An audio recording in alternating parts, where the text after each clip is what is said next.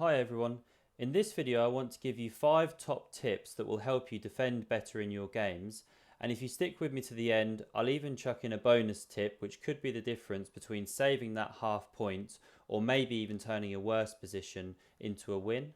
If you are new to the channel, then don't forget to hit that subscribe button to never miss a video, and if these videos are helping you out, then don't forget to hit that like button and let me know. So I've picked out a great game here played between Luke McShane with the white pieces and Magnus Carlsen with the black pieces, played in the London Chess Classic of 2012. I've picked this game because it's very instructive for looking at how you can defend when you're in a slightly worse position. So we pick things up here at move 21. White has just played the queen out to h3, and as we can see, white has built up really nicely here on the king side. There are 2 knights in the attack, also a bishop on f4, and then we have this pawn on g4 here, which is cramping the black position.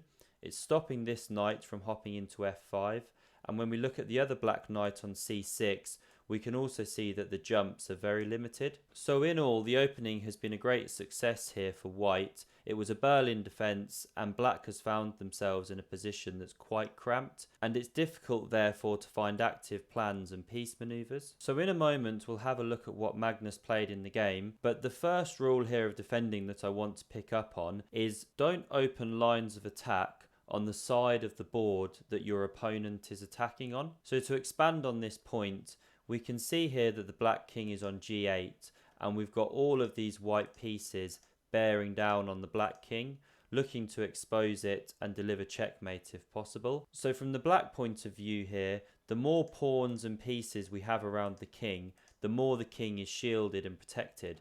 And therefore, if we start making pawn moves, not only does it create weaknesses in front of the king, but it actually makes life easier for our opponent because we begin to open lines of attack. And one of the reasons I'm looking to make this point in this position is we can see that the white queen on h3 is unprotected here, and therefore a pawn break of h5 attacking this pawn on g4 may look tempting to play for the black player because white can't capture this pawn.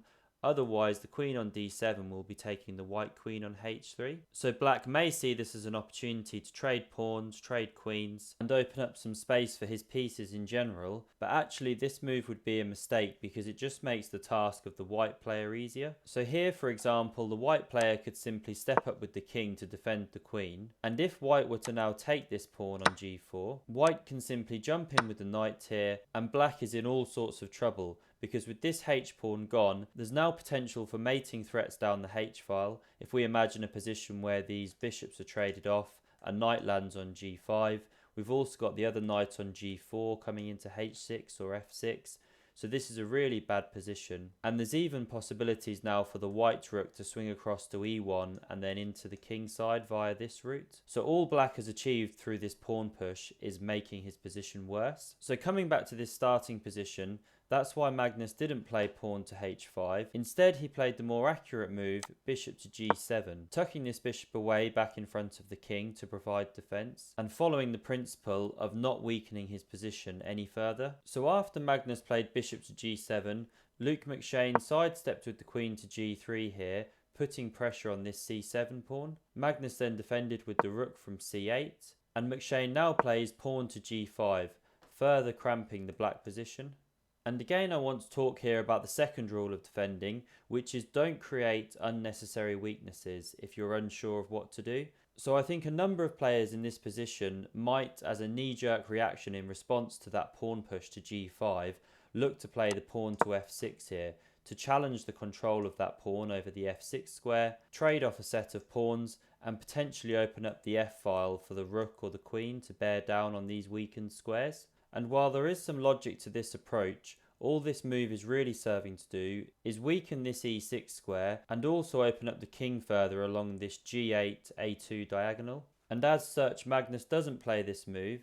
Instead, he plays the more patient move, which is knight to d8. And this brings us on to our third rule of defending, which is avoid moving pieces away from your king if you can do so. It's a very common theme that when one side's king gets checkmated and there's similar material on the board, it's because the side being checkmated has moved their material away to the other side of the board and therefore left their king exposed. Now, of course, this is a generalization here, a rule of thumb. It's not to say that you can't be moving your pieces to another side of the board. At times it could be advantageous to start moving your pieces over to another side of the board where your opponent is weaker in order to create counter chances and distract them from their attack. And that's something we'll come on to a bit more later in this video.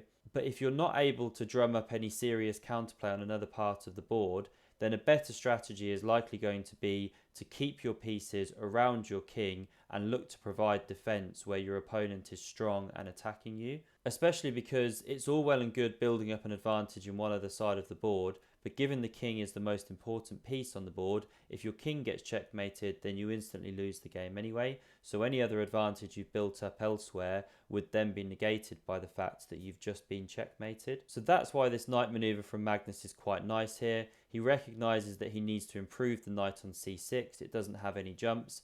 And instead of jumping it into maybe a5 and then trying to get into c4, he drops it back to d8, looking to come into e6 where it can help on the king side. And he also frees up this c7 pawn so that it can later be pushed to c6, which then frees up the queen and the rook to help in the defense of the king side without dropping the pawn on c7. So I'm going to play through a few moves now without too much analysis. Essentially, Luke McShane is looking to squeeze Magnus here, and Magnus is manoeuvring his pieces in response to that, but avoiding the creation of weaknesses as he goes. So Luke jumps the bishop into e5 here.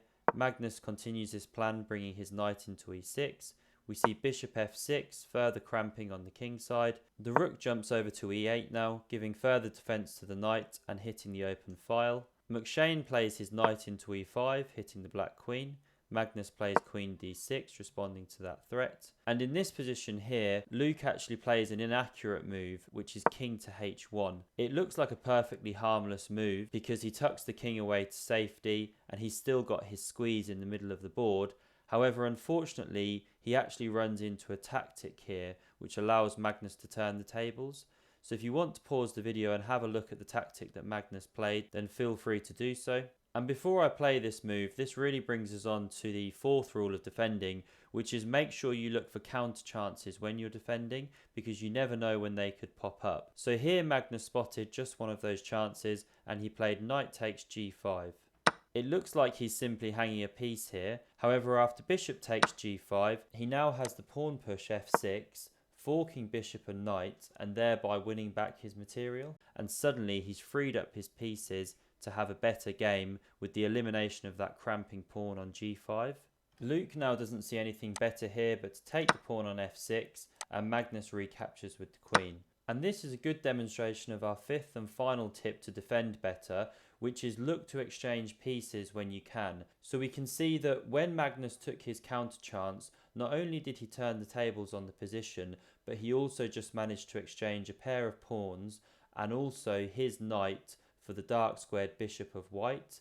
And so this was a favourable exchange to Magnus, not just because he was being attacked, and therefore by changing a couple of pairs of pieces, he's alleviated that pressure on his position, but he's also emerged with a very powerful dark squared bishop, which can no longer be challenged by white's dark squared bishop.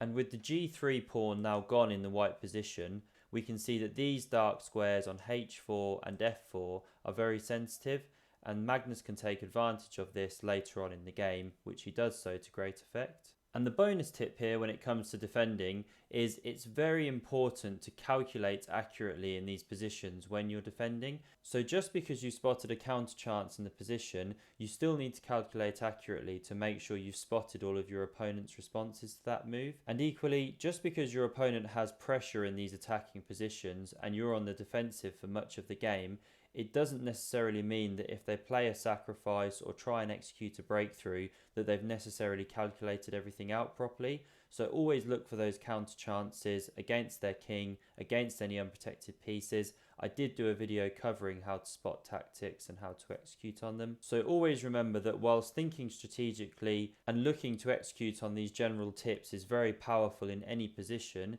you still need to make sure that you're calculating all the way through the game so that you can be decisive when an opportunity does present itself. So I hope you found this video really useful and it helps you when you're defending in your own games. As always, don't forget to like, comment, share, subscribe, and I hope to see you again in another video.